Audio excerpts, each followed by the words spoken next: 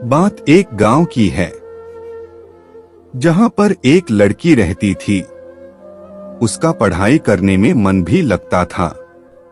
वे दो बहनें और एक उन दोनों बहनों से छोटा उनका एक भाई था।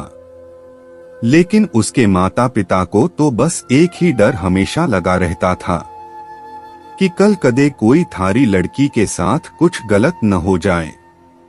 इसी डर के कारण उसके माता पिता और उसकी बुआ ने मिलकर जल्दी जल्दी में उस लड़की की शादी कर दी।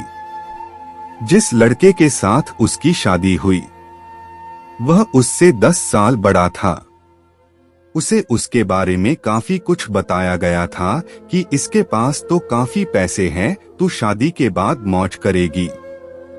अब शादी के बाद जो सभी लड़कियों के साथ होता है, ऐसा ही उस लड़की ने भी सोचा था कि तेरे साथ भी ऐसा ही होगा।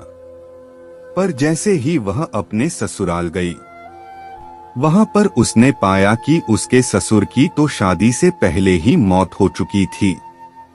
अब केवल उसके घर में उसकी सास और उसका पति रहते थे।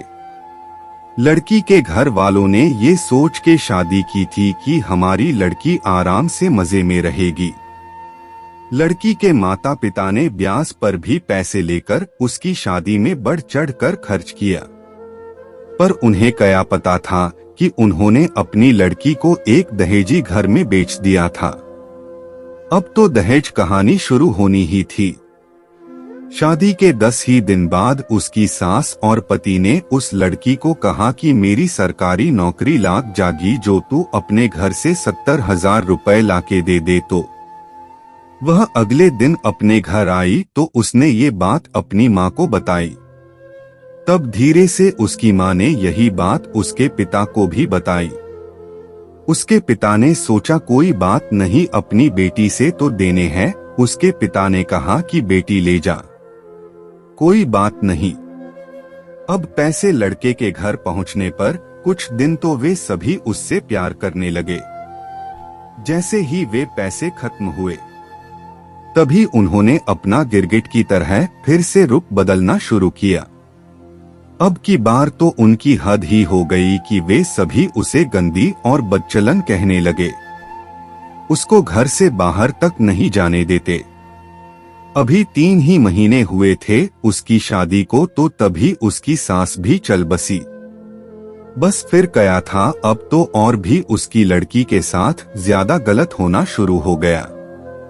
उसका पति जब भी घर से बाहर जाता तो वह हर घर की चीज को ताला लगा के और उसके एक कमरे में बंद करके जाने लगा। वह जब भी कुछ बात करती तो तभी वह उसकी पिटाई भी कर देता, जिसके कारण वह डरती नहीं बोलती थी। और न ही उसे कभी फोन मिलता कि वह अपने घर वालों से तो बात कर ले। जब भी वह कहती तो उसे यही बात सुनने को मिलती कि मेरे फोन में पैसे नहीं है। अभी उसकी शादी को 6 ही महीने हुए थे तो एक दिन उस लड़की का पिता उसके गांव से कहीं जा रहा था, तो उसने सोचा क्यों न अपनी बेटी से मिलता चलूं। तो तब उसे सच्चाई का पता चला, तो वह उसी समय अपनी बेटी की यह दशा देखकर रोता हुए उसे वापस अपने घर ले आया।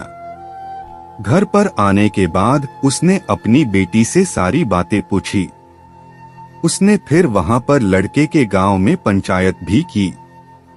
पंचायत में फैसला आया कि तू भाई, इस लड़की ने जब तलाक ही दे दे, जो या तने नाहे पसंद है। तो उसने वो भी मानने से इनकार कर दिया। अब वह लड़की अपने माता पिता के पास रहकर 12वीं क्लास में पढ़ाई के साथ साथ कंप्यूटर भी सीख रही है और अपनी पिछली जिंदगी को भूलने की कोशिश करती है। पर लेकिन कोई न कोई उसे फिर से उस जिंदगी की याद दिला देता है, जिससे उसकी रूह भी कांप उठती है। तो दोस्तों, यह थी हमारी आज की कहानी। उम्मीद करते हैं कि आपको पसंद आई होगी।